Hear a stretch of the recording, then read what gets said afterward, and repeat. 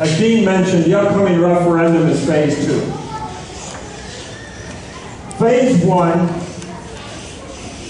was the acquisition of land, which followed the 2007 voter approval to purchase land, which turned out to be 167 acres, the new site across from the Knute Nelson Grand Arbor.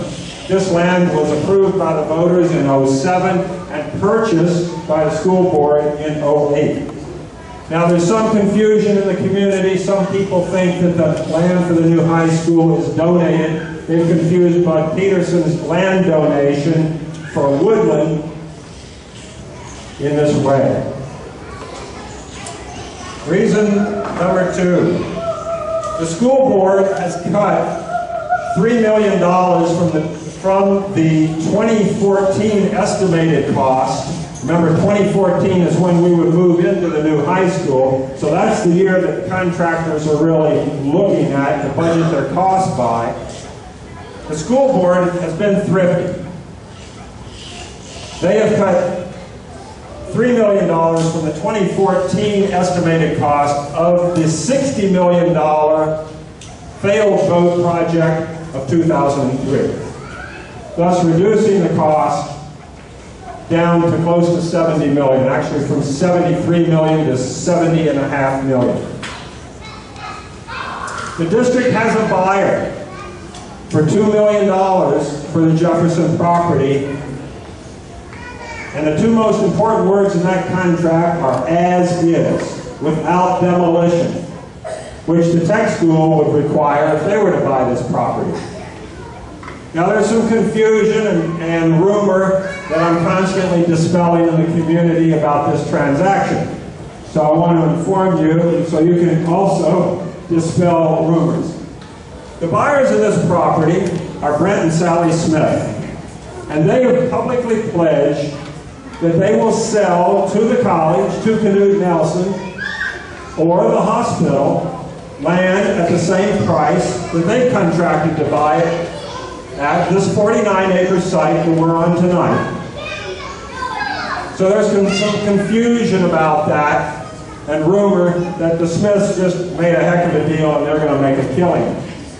Well, their fervent hope is that the college, the hospital, Knute Nelson will be the eventual owners. Also, $4.16 million has been privately pledged, further reducing costs. Now about $3,350,000 of that is actually reducing the $70.5 million, helping to reduce that to the bonded amount of $65,150,000. The balance comes in years 2015 and 2016, so those amounts which will apply to debt service, those amounts have not been deducted from the project total. As Dean mentioned, it's a wonderful time to build. Now is the right time for this project, and that is the main thing voters will be wanting to know. Is this the right time?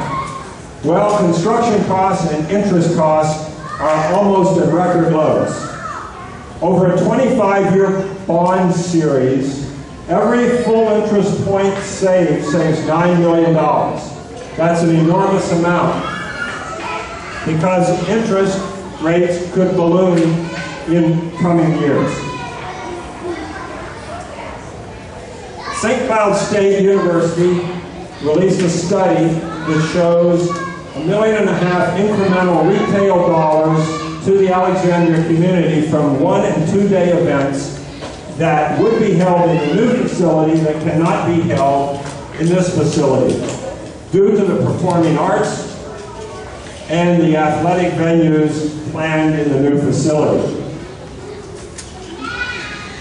One of the issues that our opponents discount is they believe that for 2 to 4, maybe $5 million at tops, this structure that we're in tonight can be band-aided to last for 10 or 15 years. Just ain't so.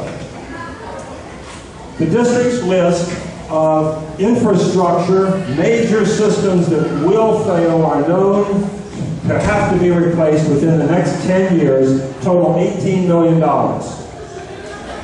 Some of these systems could fail next year, or they could fail 9 years from now. But that list is $18 million. Eventually, this building will be demolished. We have underground fuel tanks that are old. We have asbestos floors, walls, and ceilings. This building is an environmental hazard. No buyer is going to keep any portion of it. So this means that every dollar put into this building is wasted. The key element here, economically, for the community is to be able to recruit badly needed employees. Doctors, engineers, other professionals to increase the payrolls in our tax base. It takes 80 doctors to staff today's hospital in town here. All the clinics are experiencing difficulties in recruiting doctors. Bill Flay, all the clinic managers have lots of stories of doctors unwilling to come to Alexandria solely because of this building. There's a recent story about that, where a young surgeon, orthopedic surgeon, offered a job here, walked out of this building with his wife and said, well, this won't do for my family. I'll have to put my kids in private high school. He didn't move to Alexandria. There are lots of billboards on I-94 that say Alexandria on them. One of those is an A-Guard billboard. It has a very large picture of a packaging machine. We're a hotbed of manufacturing in this community. Packaging machinery in particular. The A-Guard billboard is not trying to sell packaging machines for hundreds of thousands of dollars a piece on I-94. That's a recruitment billboard. They need employees. This is the need of our large and strong manufacturing sector, which is abnormally large and strong for our geography and our size community. Douglas Scientific has been looking for 30 technical people for over 20 months. Our community releases thousands of do not move to Alex messages every year. We send them out in person from this town. In fact, we send them out in person from this very building. These messages occur every time there's an athletic event on this site. The visiting team comes with its coaches, fans, parents of players, and you should hear their comments. What a crummy school. This town needs a new high school. This is the message we have to get out. This is what our opponents don't understand. The key to paying for any public service or building is increasing tax base. Well, by definition in business, things are either going up or they're going down. The key to increasing tax base is talent recruitment. My wife and I are 63 years old. Nationally, we're retiring at the rate of 10,000 people a day in this country. We have to be replaced. We have teachers in this building that have to be replaced. And some of the younger ones have told us privately, if it doesn't pass this time, we're leaving. You see, talent at all levels in our local economy, in our society, this community of Alexandria, is crucial.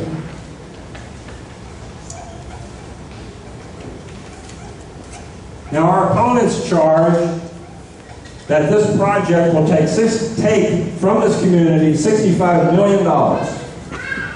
They don't get it. They don't understand that it's a $65 million investment in the economic vitality of this community for years going forward.